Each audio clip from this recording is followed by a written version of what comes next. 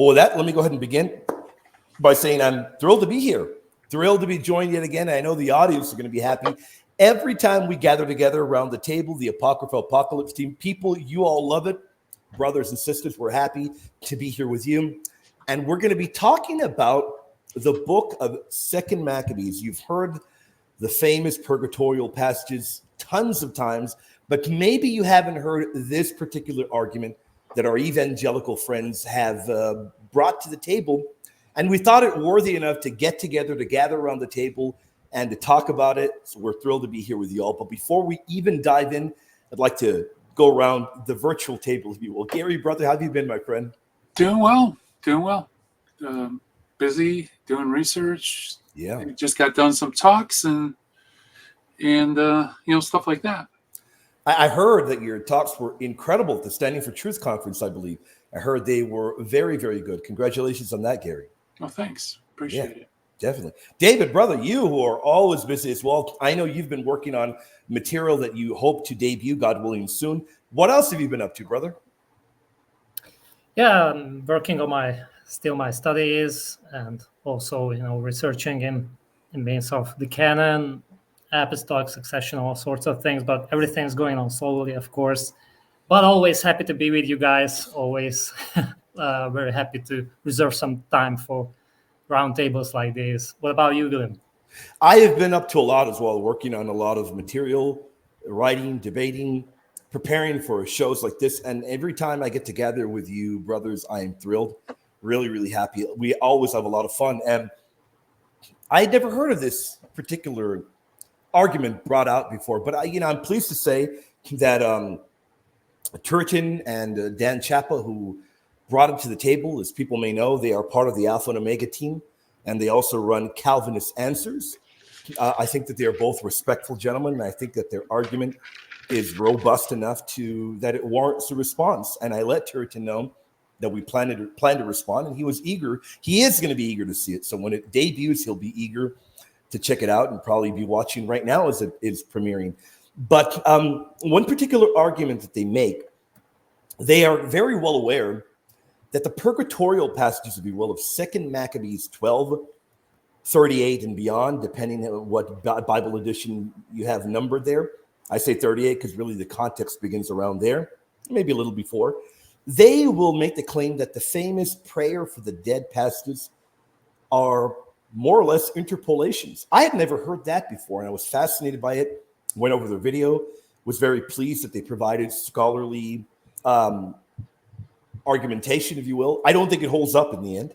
In fact, I'm confident it does not hold up. But either which way, it's an argument that I think our Apocryphal Apocalypse followers, friends that tune in will be pleased to learn, because, hey, what we've promised you all from the beginning, what Gary has put forth all the time, as Gary is tirelessly, as well as David, is cutting-edge material so that you can stay on your toes, if you will. You can be aware of everything going on in the world of apologetics, particularly on the canon. So I've always thought that it's fascinating whenever anything new like that comes up. Gary, had you ever heard that particular argument before? I've seen stuff in critical literature that sort of sounds like that, but I think this is probably the first I've heard a Protestant apologist utilize that approach. Right. Yeah. David, had you ever heard it before? No, not at all. Yeah. So I was also pleased to hear something new. Yeah. No doubt. Yeah. Yeah. Anytime we get to hear something new, to me it is pleasing. But either which way, we'll dive in. And I do, for the edification of the audience, I do want to go over 2nd Maccabees 12 again, so they can be aware of the context. They probably are already. We've read it. We've done shows on it, written books and mentioned it. Gary's incredible books on the topic. So let's dive in again, though. And begin. 2nd Maccabees 12. But a certain Dositheus, one of Basinor's men, who was on a horseback and was a strong man, caught hold of Gorgias and, grasping his cloak, was dragging him off by main strength, wishing to take the accursed man alive, when one of the Thracian cavalry bore down on him and cut off his arm. So Gorgias escaped and reached Marissa. As Esdras and his men had been fighting for a long time and were weary, Judas called upon the Lord to show himself their ally and leader in battle. In the language of their ancestors, he raised a battle cry with hymns. Then he charged against gorgeous troops when they were not expecting it and put them to flight. Then Judas assembled his army and went to the city of Adullam. As the seventh day was coming on, they purified themselves according to the custom and kept the Sabbath there. On the next day, as had now become necessary, Judas and his men went to take up the bodies of the fallen and to bring them to lie with their kindred in the tombs of their ancestors. Then under the tunic of each one of the dead, they found sacred tokens of the idols of Jamnia, which the law forbids the Jews to wear. And it became clear to all that this was the reason these men had fallen. So they all blessed the ways from the Lord, the righteous judge, who reveals the things that are hidden. And they turned this supplication, praying that the sin that had been committed might be wholly blotted out. The noble Judas exhorted the people to keep themselves free from sin, for they had seen with their own eyes what had happened as the result of the sin of those who had fallen. He also took up a collection, man by man, to the amount of 2,000 drachmas of silver, sent it to Jerusalem to provide for a purification offering. In doing this, he acted very well and honorably, taking into account the resurrection. For if he were not expecting that those who had fallen would rise again, it would have been superfluous and foolish to pray for the dead. Now, you brothers are very well aware of these very famous purgatorial passages, as I like to call them. They're very, very famous. They're utilized not only by Catholics, they're utilized by our Orthodox friends. They are utilized by many individuals, even certain evangelicals that hold and believe to purgatory. And as you know very well, the book of the Second Maccabees has been canonical in the ancient apostolic church from the very beginning. So these are very prominent passages.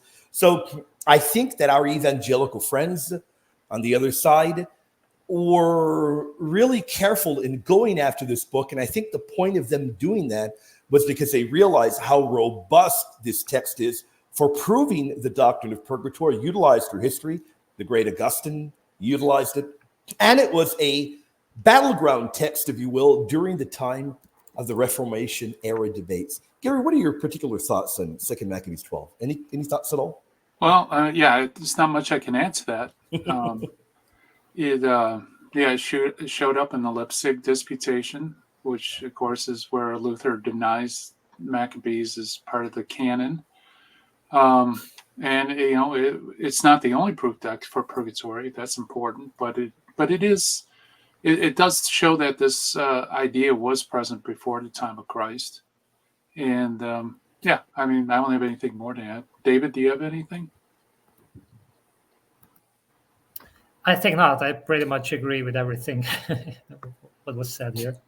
Yeah. I mean, it really pretty much is straightforward. And I think the important thing when we look at 2 Maccabees is we have evidence, early evidence indeed, of a prayer for the dead in Judaism. And I think that our evangelical friends very often think that 2 Maccabees, okay, that is a text that the Jews today do not hold to be canonical. Thus, this is a later invention, this idea of praying for the dead. The fact of the matter is, in Judaism, from the very earliest of times, there has been that tradition of praying for the dead, sacred tradition, if you will. You got it in 2 Maccabees, and you have it throughout Jewish history as well. So we'll look at that in a moment.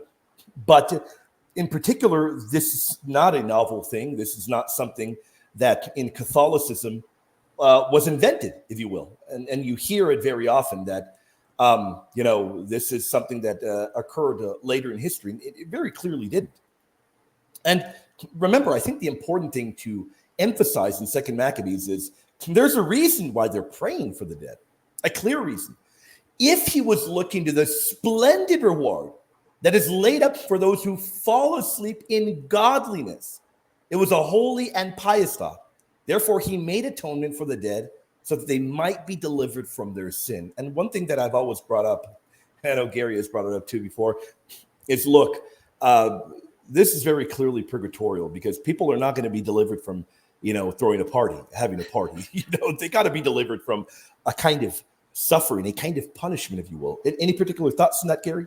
Yeah, in fact, I believe, Luther believed that's what Maccabees taught, right? Yep. I'm pretty sure Calvin did, and the others as well. Yeah. You don't really find them disputing the meaning of or the interpretation of Second Maccabees. Rather, they went to disputing the canonicity.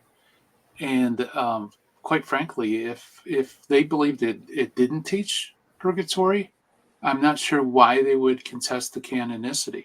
That was really the reason why the whole issue of canonicity came up, was because they saw that it taught purgatory. Any particular thoughts on that, David? Yeah, so in this last video from 13 Fan, right? So he said, but just plainly, there's no mention of purgatory in the text, right? No one says there's some, fire and souls tormented or something like that. So, we Catholics, we just read these things, but to me, it sounds similar when Unitarian tries to approach, with these words like, Jesus never says I'm God, Yeah. I mean, what are you guys talking about? I mean, it's not there explicitly at all. But then we have to ask the question: what was the whole purpose of this text? I mean, clearly these people are delivered from sin, from their sin, right? Yeah. That's the point. If they cannot be delivered from their sin, of course, then there's no meaning for pray for them, because they're in the right place. I mean, yeah, as you said, you don't want to get delivered from a good place, right? Or Yeah, no doubt. Fate, or whatever I mean, purgatory is not defined in any way. We don't know how it looks like or what it is exactly. But clearly, sin means suffering. You cannot, detach suffering from sin that follows. And, if you put all these together, then clearly that's purgatory. I mean, Yeah. someone is praying for you, so you still can be delivered from these attachments or sins or these punishments that are the consequence of sin. That's purgatory. The essence is there. I completely, without a doubt, agree. And you brought up a number of very good points there. I've heard Turretin and others, you've even heard James White say that, well, there's no evidence there of purgatory, and what is being spoken of in the early writers and the early fathers rather is a refrigerium, if you will, a refreshment. And they get that from the language utilized in Latin by Tertullian. But what is Tertullian talking about? What do you need a refreshment from? What do you need a reprieve of?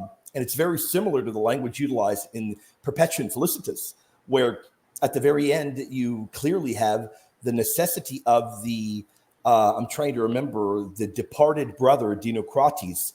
He is delivered from the place of darkness after her prayers. He's delivered from that suffering and the darkness after her endless prayers. And now he is receiving refreshment. He is at a fountain with overflowing water. But that refreshment means he's no longer suffering. So it goes hand in hand with the idea of suffering. And it very much is purgatorial. And Gary brought up a great point. The reformers knew that this was purgatorial. Indeed, I'd even rewind. I'd go earlier. Proto-reformers, if you will. Jan Hus believes this to be purgatorial. In fact, a great argument can be made from the very best Hus scholars that I have found, and David would probably be able to hunt these down better than myself. But I've read that even the very best Jan Hus scholars argue that whereas Hus had many issues with the church, he never denied purgatory. He had great issues with indulgences, what have you, but never denied the belief in purgatory and pointed out that this is a purgatorial text. Wycliffe did as well. Luther did as well. Calvin did. So clearly, if today, modern day Protestants are denying that it is purgatorial, where your forefathers knew it was purgatorial, thus they strongly rejected it. And I think that is the historical record is very clear. It's been utilized in this way throughout history, and we should utilize it that way. What are your thoughts on that, Dave? Oh yeah, I mean, I absolutely agree. I honestly, I don't know about anybody denying Second Maccabees teaching purgatory. I Right. mean, Yeah. Were you going to say something, Gary? Oh no. It's curious that it was an issue back in the Reformation, and then now apparently the text doesn't teach that. It's Right. amazing how things work out that way. Once the text is disposed of and the Bible sanitized, and That's a great point there. Yeah, you're right. It's already been disposed of. And I guess the argument would be like, well, you know what? It doesn't matter. Even if the book were there, even if we would have granted the book were canonical, it still doesn't teach purgatory. Just these arguments really don't work. But there is a commentary, the NETS commentary, the NETS, if you will, that they bring up. And they quote from it, and they'll bring it up multiple times. And in the NETS commentary, it says, the main body of the text goes back to Jason of Cyrene, the author of whose 5-volume history was abbreviated or epitomized. However, Jason could not possibly have produced some passages, 4:17, 5:17 to 20, 6:12 to 17. The epitomator authored them. The whole of chapter 7 and 12:43 to 45 and 14:37 to 46 also seem alien in the context of Jason's history. Now, here's the one thing before we even dive into this, brothers, that just really, really got me. You've got these Protestants saying, oh, it's an interpolation. Interpolation, it doesn't even belong there originally. But not even the NETS is as bold as to make that claim. Rather, the NETS says it seems alien to the context of Jason's history, and it includes the purgatorial passages. And of course, it refers you back to a German work that we're going to look at a very tiny portion of in a moment. But to me, that's a giant jump of it seems alien to the context, and then it's an interpolation. That to me is a giant jump. What are your particular thoughts on that, Gary? Yeah, I thought this was kind of a sleight of hand on their part, because what they're doing, and the audience might not have noticed, is they're switching from like form criticism to textual criticism, as if they're both the same thing, right? And form criticism deals with pre-canonical sources and how they're used, and that's what the NET is speaking about. Second Maccabees relies on this work of Jason, and then they're just commenting, and it seems as if, notice it's just their opinion, that these particular passages probably wouldn't fit in Jason's work, which, by the way, doesn't exist anymore. So there's no way to know for certain what exactly was there and what wasn't. So they're saying that this seems to be the final editor's comments, right? That's form criticism. That's fine. But that's not what they later claim, because later on they claim, like you said, that it's possibly a Christian interpolation or something that was added later, and that actually deals more with textual criticism. Like, what manuscript evidence do you have that after the final canonical text was done, that this interpolation was added to that and changes the meaning of the text? And they're really apples and oranges, aren't they, William? They are, without a doubt. And Gary, I'm glad that you brought that up and put that at the forefront, because you're right. They are, and I don't want to make the claim that they're being dishonest, but I thought it was a sleight of hand. And I thought it was a sleight of hand that can maybe mislead people. And very clearly, not even the NETS is going as far as they're going. And the German journal, will by the way, I read about 9 to 10 pages of the German journal. There was not much worth even translating, because there's really a lot of it is just speculation. And when there's speculation, that speculation tends to go a little bit on and on about other passages. The area where it deals, and David, who I think David said, you said your German is limited. It doesn't matter if your German is limited. You got the gist of it. There's really not much there. And when it does mention Second Maccabees, it's just pretty much the opinion of the author, and there's really not much there. But we'll look at that in a moment. Before we get there, David, any particular thoughts on this here? Yeah, so they raised this issue. I mean, in the beginning, these apologist says, this is just a red flag, just a, secondary point. But actually, if you look at the video, they bring it up all over and over again, and they're approaching the text in this way that these sections are not original to the text. I mean, Yeah. so I think it is a very important part of their argument. But I wonder if they actually looked up the primary source that the Nets is referring to, the German text, right? I doubt it. Because Yeah. if you look at it, there's not much. As you said, we're going to look into that as well. But I mean, several thoughts. If you really want to be consistent, I'm curious if they do have the same approach to other books as well. For instance, in my series to the book of Esdras, I brought up that the book of Ezra was originally just much shorter, which is called the Memoirs of Ezra. And in that instance, Ezra is speaking in the first person. Right? Moreover, it's written in a different language. So the original Ezra is a combine of Aramaic and Hebrew. Okay, so it could not be written by the same author. Moreover, some parts are written in the first person, some parts are written in the third person. I mean, scholarship unanimously agrees that the book of Ezra developed over time. Same way Nehemiah. Josephus knew about a much shorter book of Nehemiah. So if you want to be consistent and take this argument, I hope they would also consider the same approach for biblical books, which they consider inspired, but then they have a problem because, of course, now they would argue that, prophecy ceased, the divine voice ceased in 400 BC or something like that. So everything that was written afterwards, that's not inspired, and so on and so forth. The argument, right? But if these books really developed, then, of course, either many parts of these books are not inspired, or you cannot argue for the cessation of prophecy, of course. You cannot also argue for the authorship, right? Now, we Catholics are not bound by who wrote the book or how it was edited or something like that. My purpose is just to confirm that it is inspired, right? But if they want to go that, everything was written in 400 BC and so on, so they're absolutely out of scholarship. They are out of the realm of scholarship. So I would like to see them to be consistent in this way.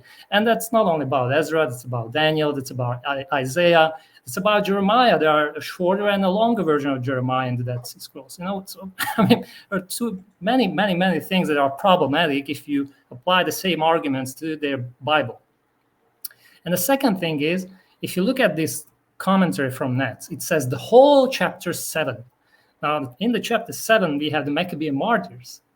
And Paul actually refers to these martyrs in his epistle to the Hebrews, right? So, Gary, you made an incredible video on all those commentaries that acknowledge that Hebrews 11 refers to the Maccabean martyrs. So, for Paul, these sections were already in Second Maccabees.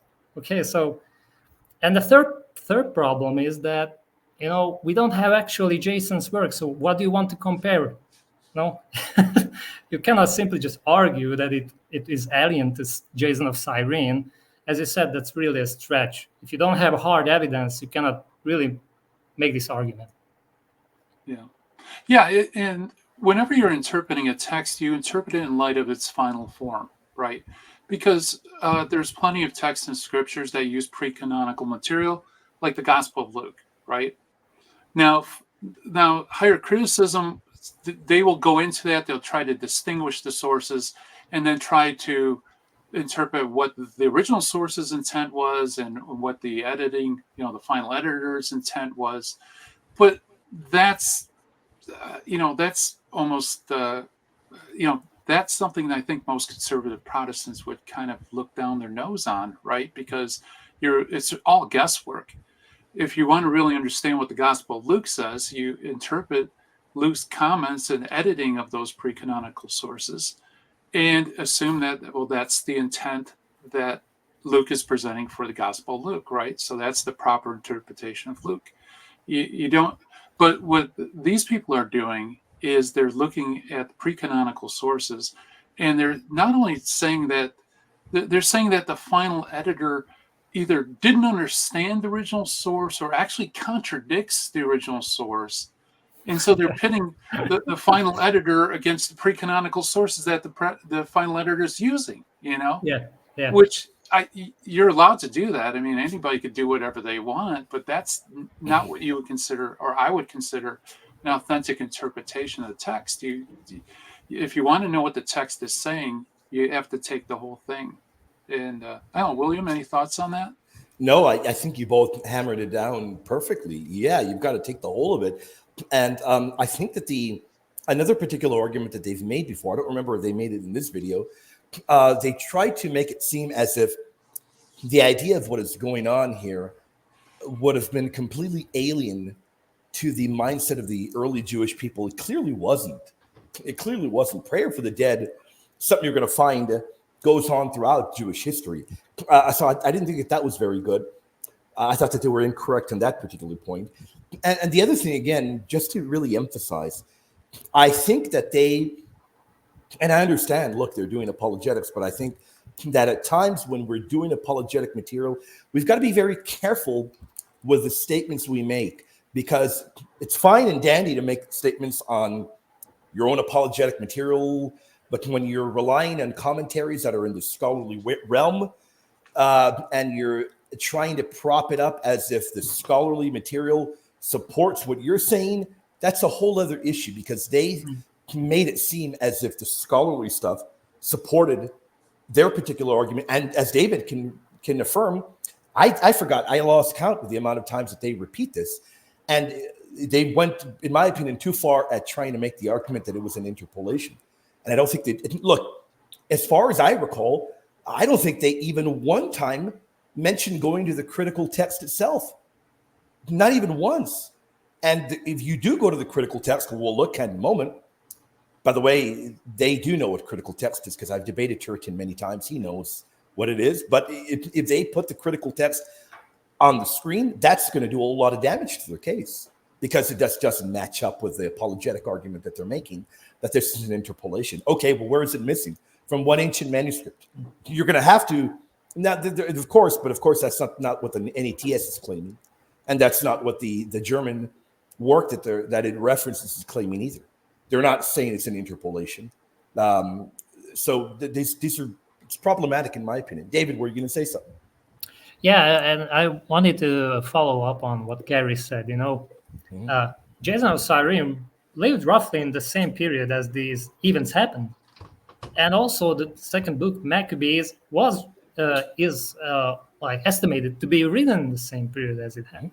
So saying that, these narrators absolutely misrepresented Judas Maccabees, because if you look at the video, they say, one thing is what the narrator says, but the other thing, what really happened. So they try to say that, the narrator is probably wrong or something like that. He misunderstood Judas Maccabees, his intentions and all this stuff. I mean, come on, man. Everybody would notice that. Yeah. They lived in the same period, Right. Yep, no doubt. Yeah. And am I correct, William? Because I wasn't really sure what they were claiming. Are they claiming that that portions of this is the work of the final editor, or are they claiming that these portions were not part of the final edit, but were added to the textual tradition early on? I think that from what I gathered, I think that they're arguing that it was from the final editor. So either which way, they're trying to argue that it's alien to the text. That's what I gathered, right, David? Yeah.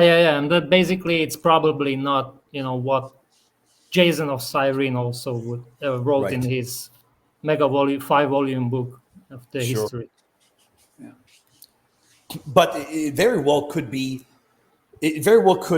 in my opinion, sound misleading to audiences, because by calling something an interpolation, people are then going to think, okay, well, then does it not belong to the text? Are there any, when you look at the critical edition, are there any notes that, well, maybe this doesn't belong here? Look, either which way, whatever position you want to take, the final edition of Second Maccabees has always included this.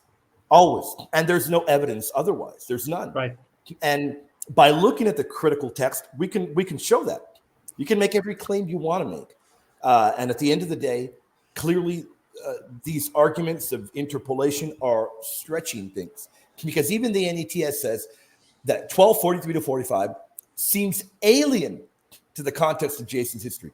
And it will then reference this particular book here. And people may be wondering, well, you get a summary of the arguments on pages 171 to 173. By the way, there are multiple editions, but no edition really has any significant changes.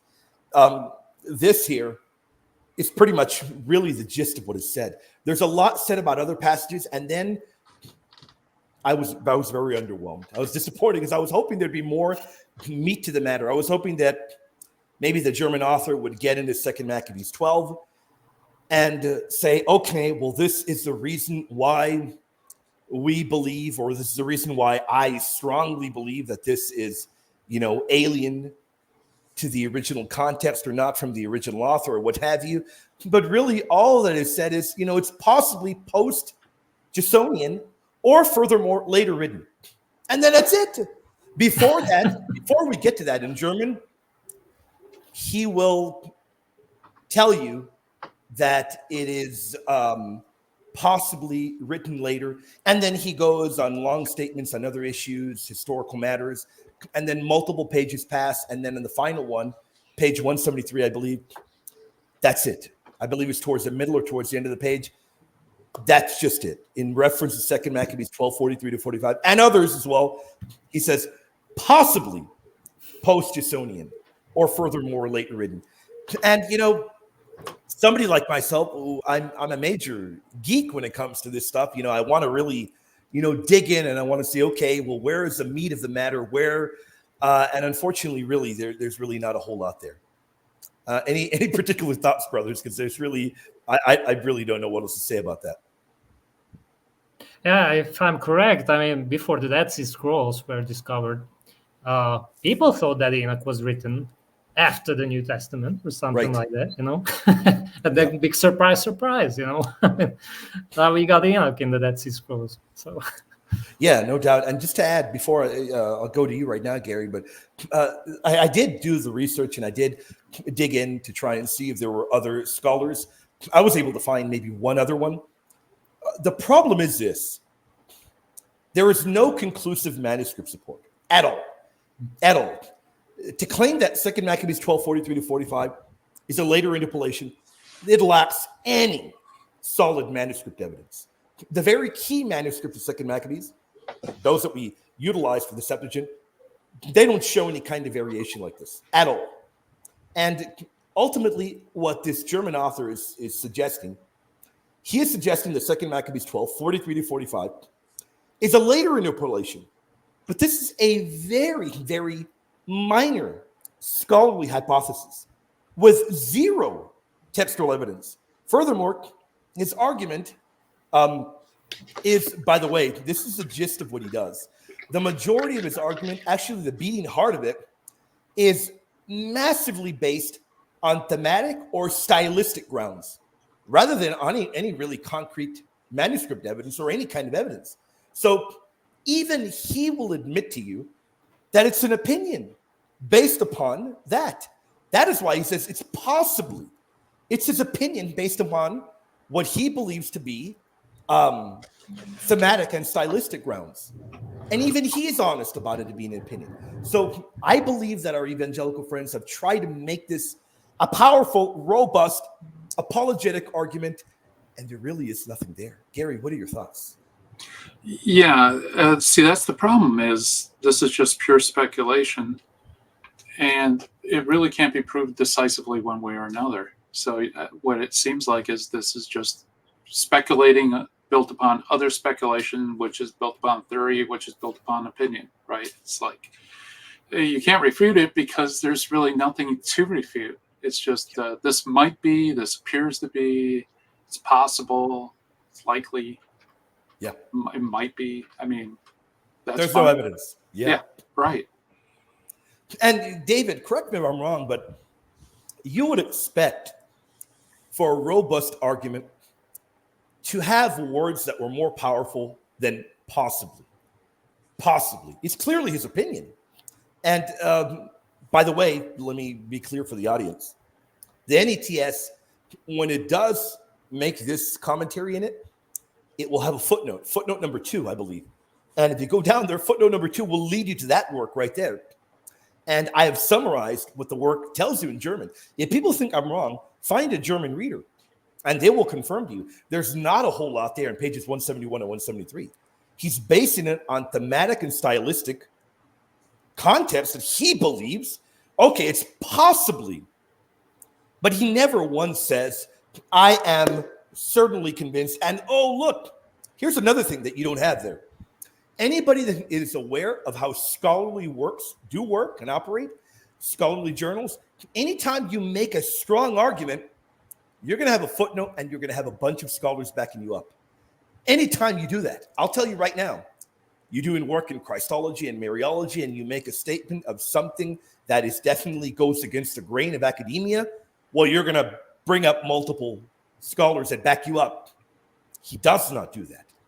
And in the world of the scholarly world, I looked for others and I couldn't find any others. I reached out to prominent Baptist scholar and canonical scholar, Dr. Lee Martin MacDonald, because I didn't think this is a robust argument. And Dr. MacDonald confirmed to us that no, this is not a widespread argument. And this is not an argument that really, in essence, would be taken seriously. And with that being said, fortunately, I think this video will edify many.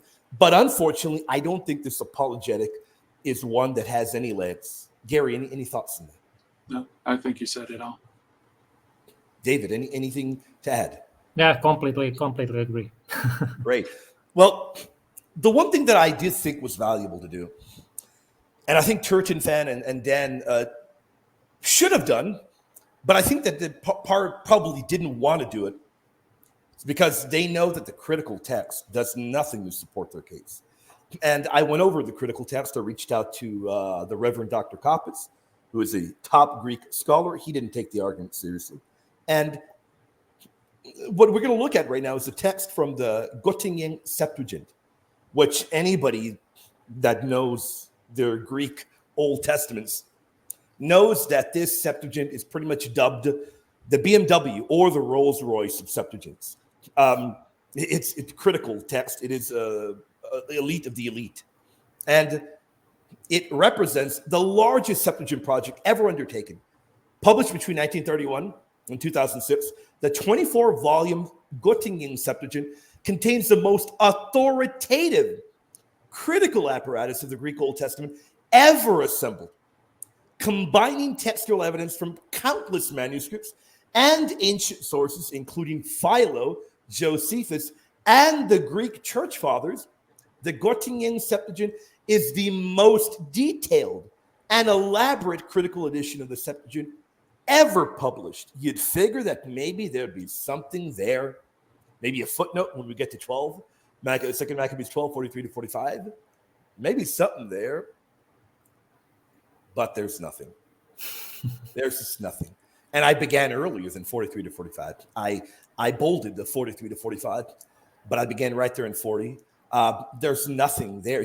There's nothing there for their argument. Rather, we have got the text present right there in the Greek. No footnote warning you this may be an interpolation. This may not be part of the original. This may not be part of the original mindset of the author. Nothing there. And indeed, I'm going to argue it is very clearly by the context. That's why I began in verse 38. Everything leads you to believe it does belong there. The men have fallen in war. They go and they pick up their bodies, and then they pray for the fallen. It is nothing like, okay, I'm reading a chain of text, and bam, this is so disconnected from the chain of events that happened before. No, I'm reading it, and all of it does feel connected. I'd love to get your thoughts on that, Gary. Yeah, and I checked some critical apparatus as well, and all you find is just minor variants, just like any other text. And anybody could pick up their Bible, and had this been, if there were manuscripts where this is entirely absent, you would find this section bracketed. So you could, for example, if you look at the woman caught in adultery, the New Testament, or where the angel stirs the water, you'll find those are bracketed, and you'll usually have a footnote saying that these sections are not found in all manuscripts, but they're included because there is evidence that it is genuine. You don't see anything like that, and you don't find anything in the variants. And like you said, this is really the best of the critical text that we have available for the Septuagint. And as you can see from William's reproduction, there's nothing that suggests that this is not part of the original text. Nothing at all. David, any particular thoughts, brother? And maybe just for those who don't know what does it mean, critical text, it means that it's based upon the oldest and best witnesses, manuscript witnesses of the book, right? And this means if there's no footnote, absolutely no caveat that there's a missing verse or something there, it means none of those manuscripts that the authors worked with have this lack of text in these oldest and best manuscripts, which means that ultimately you have no evidence. You don't have any proof. You don't have Jason's work. And so you don't have anything to compare with. I mean, it's all really just an assumption, which is primarily based, if you look at also Habig's, I think, page 187, he argues that probably in the 2nd century, resurrection was not believed in Judaism, which again goes to some speculations that also Daniel actually wasn't written by Daniel, but in the 2nd century. So again, problems for anybody who wants to use this argumentation. Yeah, that's all. Big time problems with using that argumentation. David, a lot of it relies on speculation. Exactly. If not all of it. Not all of it. Yeah. I mean, it can change anytime, sooner or later, in scholarship.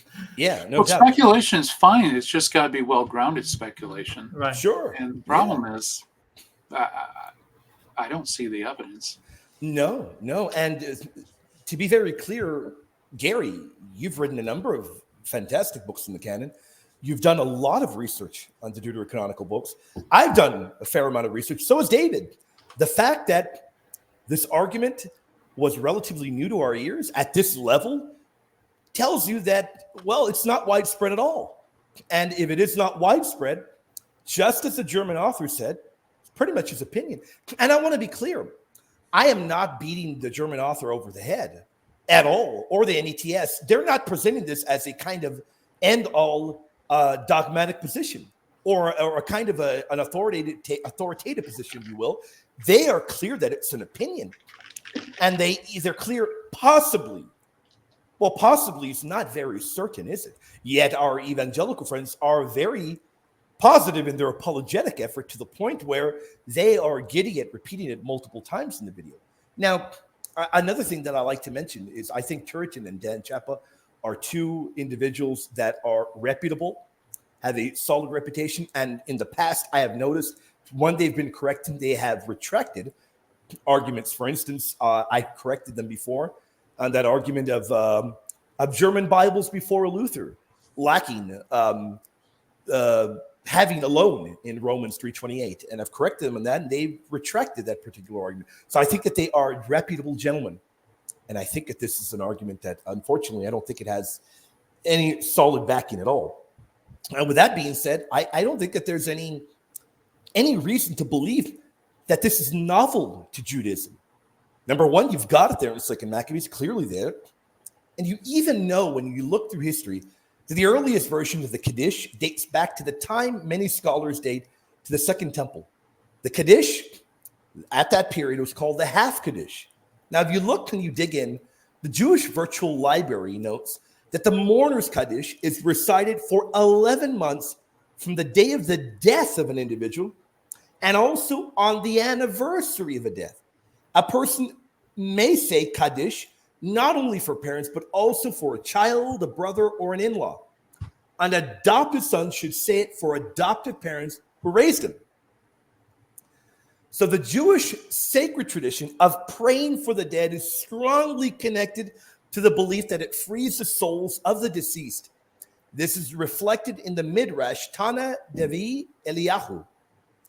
And in here you read, let me go ahead and dig in, and I'd love to get you brothers' thoughts. Rabbi Yochanan ben Zakkai said, excuse me, one time I was going along the way, and I came across a man who was gathering wood. I spoke to him, but he did not respond. Afterwards, the man came to me and said, Rabbi, I am dead, not alive. I asked him, if you are dead, what do you need this wood for? He replied, Rabbi, listen to what I am about to tell you. While I was alive, my companion and I used to engage in sin in my mansion. When we came to this world, we were sentenced to burning.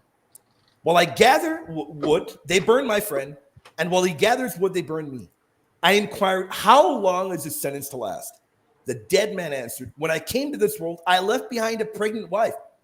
I know she's expecting a boy. I beg of you, keep an eye on him from the moment he is born until he is 5 years old. Then bring him to school. For the moment he responds, bless Hashem, was blessed, I will be released from judgment in Gehinnom. Now, this text is speaking of one suffering temporal punishment in the afterlife. Interestingly enough, you've got the imagery of fire present there as well, as many of the fathers spoke of a purifying fire, and as that very clear metaphor is utilized in 1 Corinthians 3 as well, and other passages. But that's fascinating. The text is speaking of one suffering temporal punishment in the afterlife. The one that is suffering is eventually liberated by prayers.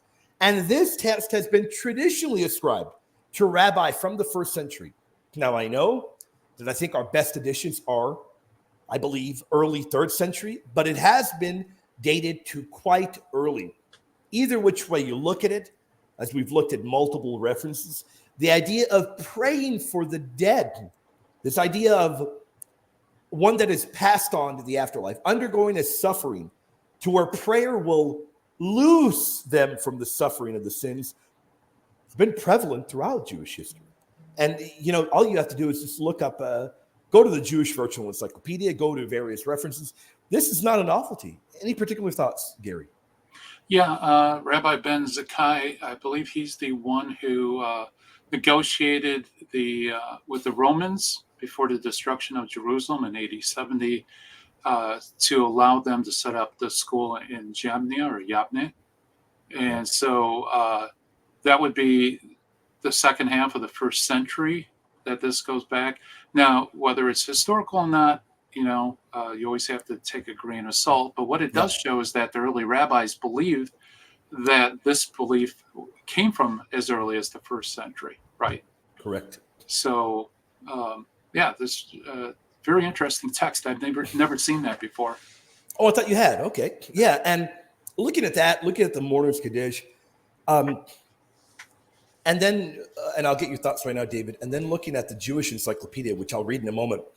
I know the argument that our evangelical friends will respond, because I debated Dr. Brown.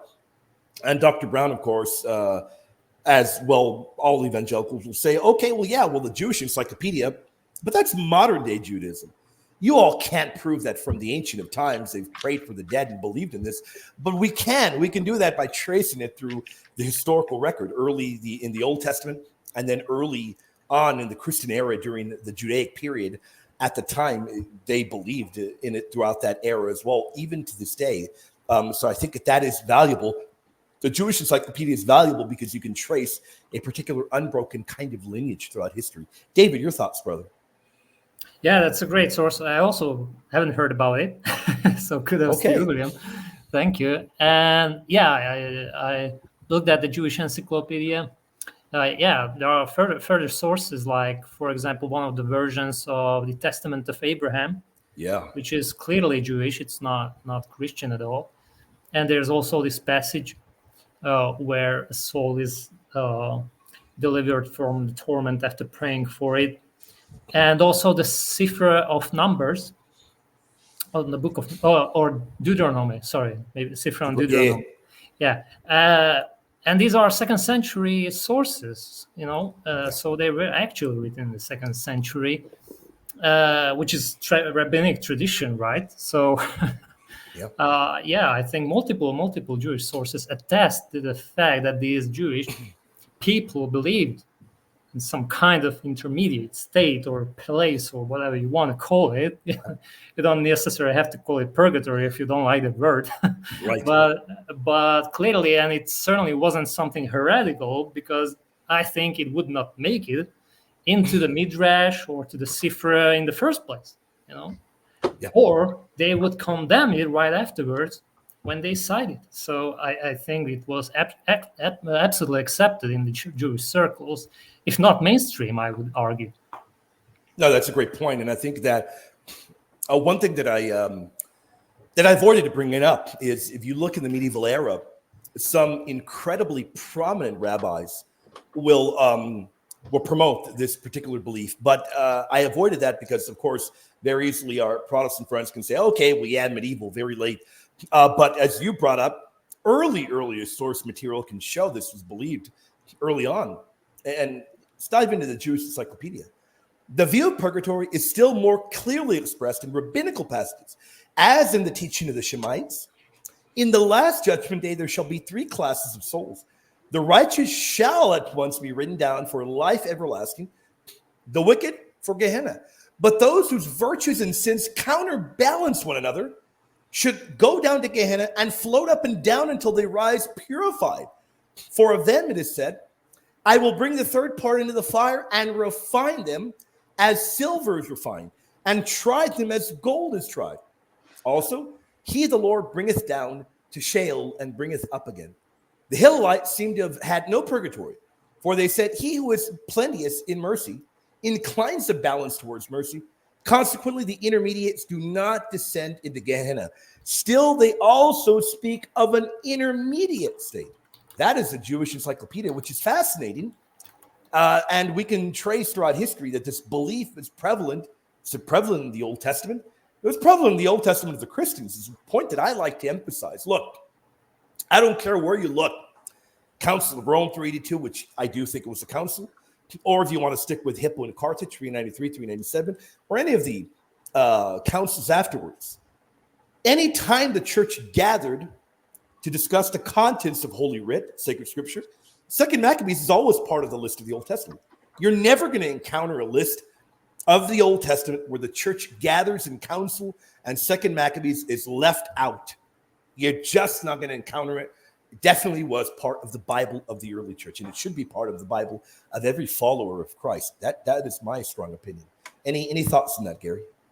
Yeah, not only that, but the Maccabees is also used by church councils in their deliberations as well. So, yes. It's clearly used as a canonical text in addition to those lists. Yep. And that's big, because ecumenical councils that utilize these books would have utilized books that they viewed as having strong authority. David, you were going to say something, brother? Oh, yeah. The text you just read reminds me also Paul's letter to the Corinthians, because there's where he's also talking about gold and silver, the same way as you see here, So Protestants try to argue, Paul is not talking about purgatory there, but I see a clear connection, at least when you see the similarities of gold and silver are tested, and then all the other things are tested, right?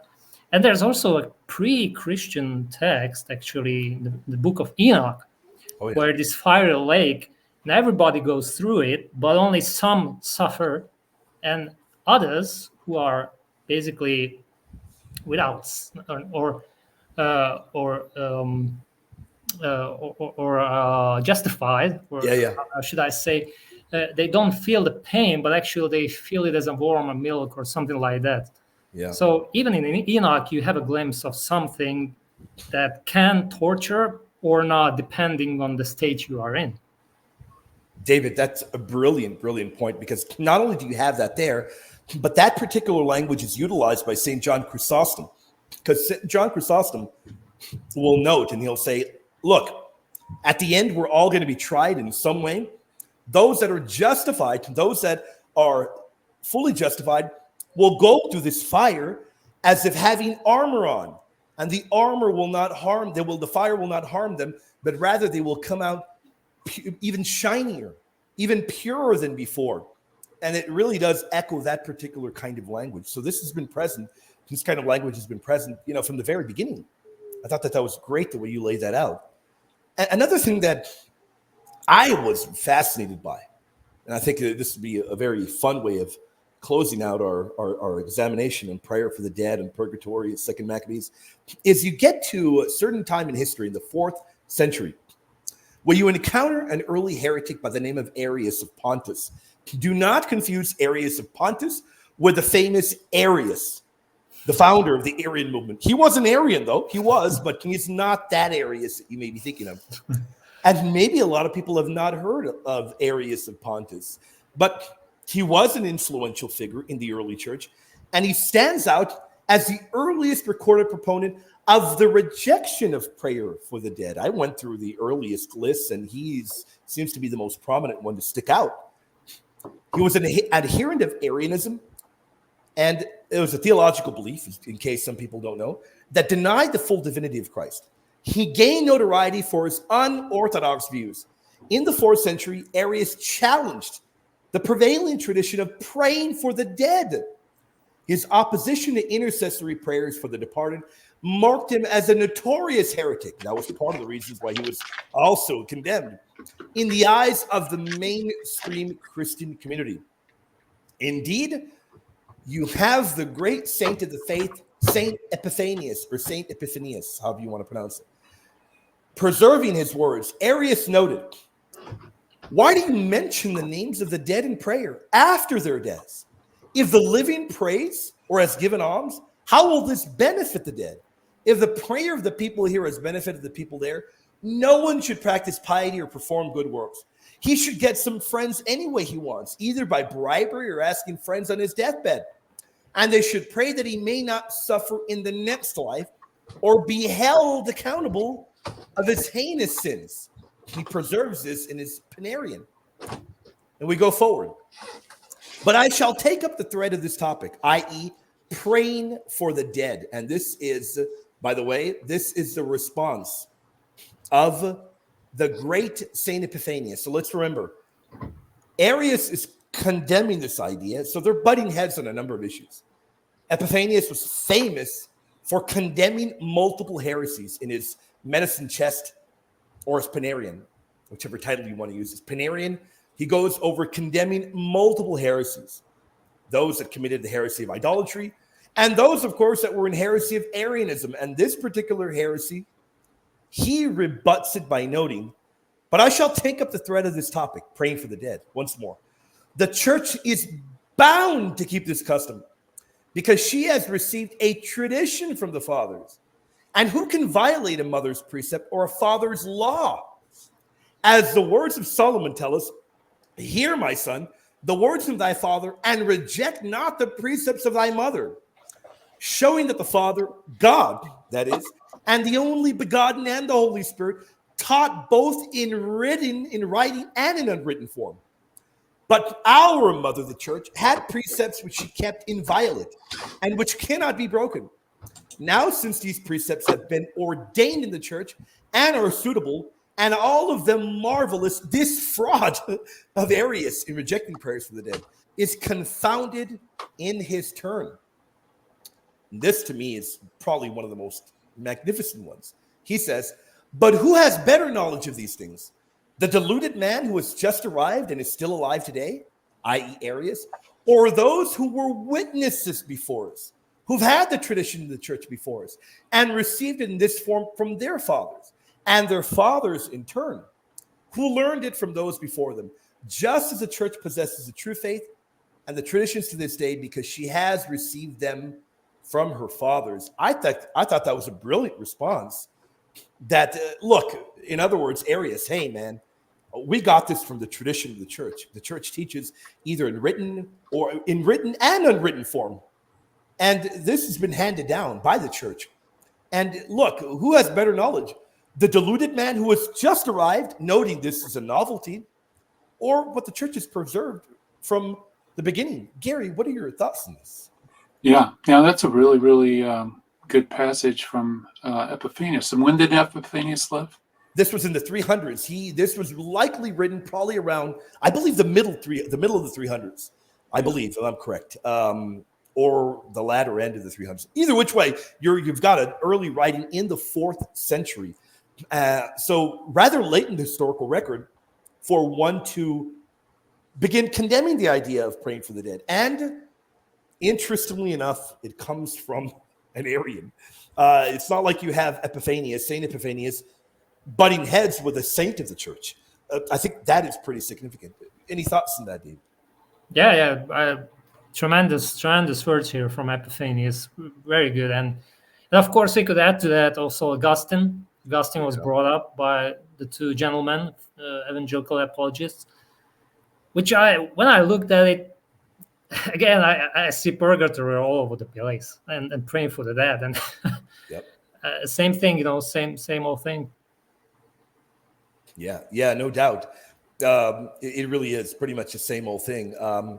And there's one part of it that, let me put here, because I think this would be of value to the audience. Let me try and find it. This would be, okay. There's one thing that he says that I think really maybe might shock some people. Let me try and get it here. So he will go on to note, and by the way, this is the heretic. This is the Arian.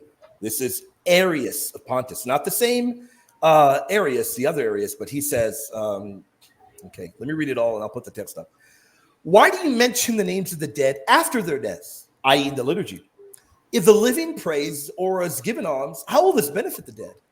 If the prayer of the people here has benefited the people there, no one should practice piety or perform good works. So we read that already. But he goes onward to say, he should get some friends any way he wants, either by bribery or by asking friends on his deathbed. They should pray that he may not suffer in the next life or to be held accountable for his sins. And then he says this. This is pretty significant here. He says, and there can be no set time for fasting. He says, these are Jewish customs. That is significant there. Over and over. And by the way, I wrote to a scholar who has translated the works of Epiphanius to make sure that this is the very best reading. I went to the Patrologia to look at it. Very clear. Now, St. Epiphanius responds very clearly. This has been passed down from on old. But one of the attacks on the other side from Arius is that he doesn't believe that this should be done. And clearly what comes to the table is that these are Jewish customs. Well, there you go. If they are Jewish customs, very clearly they have been believed even before the New Testament began to be authored, even before the time of Christ. You've got this believed. This was taught in ancient Judaism, and it's been taught since then. What are your thoughts, brothers? David, I'll go with you first, David. Yeah, I absolutely agree. I mean, I think whether you look at Jewish or Christian sources, you either have to argue that, these Jews didn't know what they were talking about. And then you have a huge gap where nobody believed in praying for the dead. And suddenly you have Epiphanius, who, Yep. by the way, claims that it comes from the fathers even before and before and before.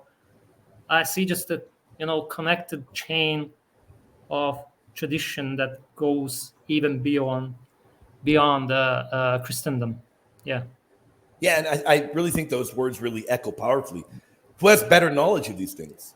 right. The man who barely arrived, or the tradition of the church. Gary, what are your thoughts, brother? Yeah, no, I totally agree. Yeah, I mean, you could really sketch out continuity there, which of course lowers the likelihood that Second Maccabees is kind of an odd duckling, right? I mean, Yeah. it definitely goes back to the first century, certainly before then, and so Second Maccabees fits really nice within that continuity. Sure does. Yeah, no, without a doubt, it does. And I think that, man, that was fun going over those texts and looking at it. And I think ultimately, I'll give my final wrap up thoughts. I think ultimately, what you clearly have here is you've got a book that was utilized in ancient Judaism and a book that you have in the Septuagint clearly teaches purgatory. A book that the early church fathers knew taught purgatory, and a book that the proto-reformers, if you will, and the reformers clearly knew taught purgatory, which is why they rejected it. Clearly, that's why Luther. Look, we did a show on the disavowal of Purgatorio, going over the whole of that relevant text, and Luther is clear. He knows Second Maccabees teaches purgatory, and he'll even say that's all they've got, which of course it is not. But he'll make that powerful note. Why is that a powerful point? Because all the while, even though they are trashing the book as not canonical, they're making the point for us that it does teach the doctrine of purgatory, and it has been present there from the beginning. So ultimately, this argument from our Calvinist friends simply does not hold up. And those are my particular concluding thoughts. What are your thoughts, Gary? Yeah, I mean, I don't have much more to add. You pretty much summed it up. Yeah, I wasn't very impressed with it. And like I said, it seems based on speculation and not an authentic reading of the text. And just like you laid out, I mean, there's no evidence for it being a later spurious addition to the text. Yeah. And if it's well within the continuity of belief for Jews and Christians. So I mean, that's pretty much it right there. Yeah. David, any particular wrap-up thoughts on it? Yeah, maybe just very briefly addressing a few things they said besides these. So one of them was that, as I said, the false dichotomy, that it probably it's the narrators or epitomiters thought and not original to Judas Maccabees. There's no evidence for that. It's, again, for me, pure speculation. The question is what the text of Second Maccabees says. The second thing is, they argued also that Judas Maccabees was a proto-Sadducee, right? So he could not have believed in the resurrection. So therefore, it's quite clear that this later that the part where there is the prayer for the dead because of the resurrection, that it must be a later interpolation. But actually, history proves otherwise. And I don't know if you have the text at hand from Josephus. Yeah. Who is the earliest historian, is Jewish, right? So and he clearly says that John Hyrcanus, who was part of the Hasmonean dynasty or the Maccabean dynasty, I think Judas Maccabeus was his great-grandfather. So Judas Maccabeus died in 160 BC, roughly, and Hyrcanus was born in that same year. So actually, again, you almost have perfect continuity. If you want to say that John Hyrcanus was innovating, I mean, that's very, very a stretch, right? Because Josephus says in Antiquities 13.10.5 that Hyrcanus was a disciple of the Pharisees. He could not be the disciple of the Sadducees. So no, they were not Sadducees. They were not proto-Sadducees. They clearly believed in the resurrection. And the same thing you find in Talmud Kiddushin 66a, which again, a rabbinic tradition that testifies the same thing, that the Maccabean martyrs, or John Hyrcanus was a Pharisee, right? And then there were other things they brought up, just very briefly, for example, that it's the intention of Judas Maccabeus and not the act that is talked about in Second Maccabees, that perhaps he had a good intention, to offer prayers and sin offering for these dead, but actually it was false, which for me is very interesting because those people died, right, because of these amulets from Jamnia. I agree. I completely agree because they had these amulets. And Judas Maccabeus points to them, look, don't do this because you're going to die as well. And now suddenly Judas Maccabeus would do another erroneous thing and offer prayers and sin offerings for these dead. So actually, even he would double down.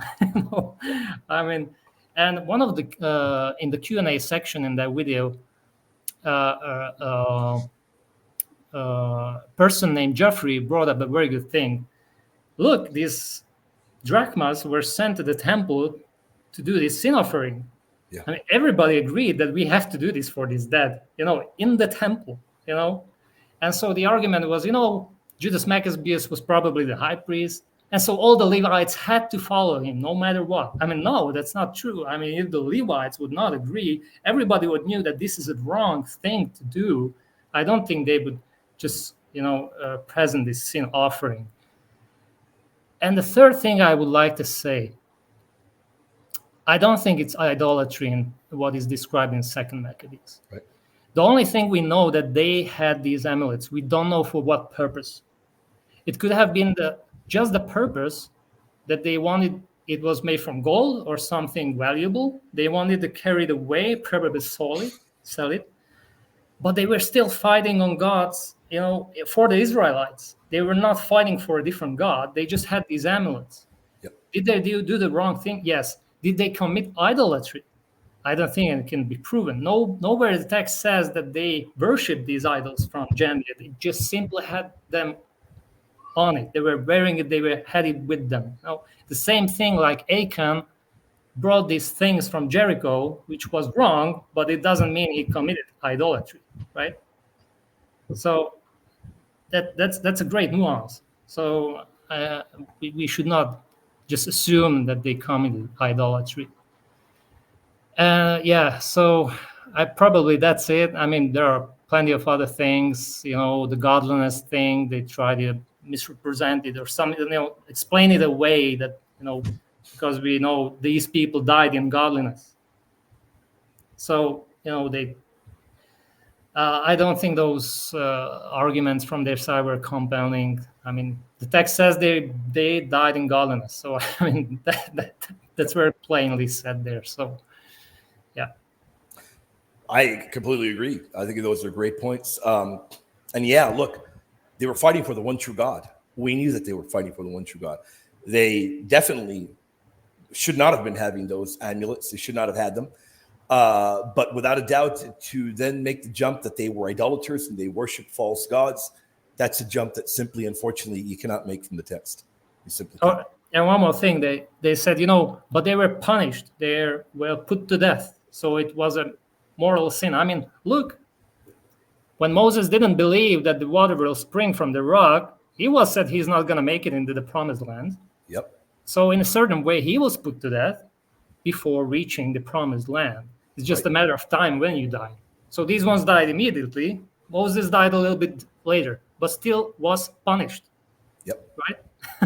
100%. I don't see a difference. I think those are fantastic points, David. Great points. And as we come to wrapping up, I'd love to give you brothers a little bit of time. Put in a plug for anything you may be working on, or what do you got coming down the pipeline? Let me go with you first, there, Brother Gary. What do you got? What do you got cooking for us, brother? No, doing a lot of writing. Trying to start getting back to doing videos since that manuscript was already turned in, and now I have another manuscript I'm working on. I might do a talk, God willing, on Sam Shamoon's channel. Yeah, it's going to be the talk I gave in Steubenville on 7 things non-believers miss about the Gospels. And, wow. It was a really got a lot of good feedback for that, and I think it'd be great to share with Catholics and non-Catholics and how we could do a better job defending the Gospels. 100%. That's awesome. I can't wait for that. That'll be incredible. Brother David, what have you been working on, brother? What do you got in the pipeline for us? Yeah, so projects. One of them is on Erasmus. So that's going to be very interesting. Very. I got also on Jubilees, one working on whether there is a mention of the 22 books. Yeah. And and all sorts of things, but working very slowly. Got other things to do, family, work, PhD studies, all these stuff. Yeah. Incredible. Awesome, brother. Well, how about you, William? Yeah. Well, this comes at a very timely moment in history because I'm doing a lot of Purgatory work. So this is fun that we were able to dive into this, and just been working on a lot of stuff, working on multiple books.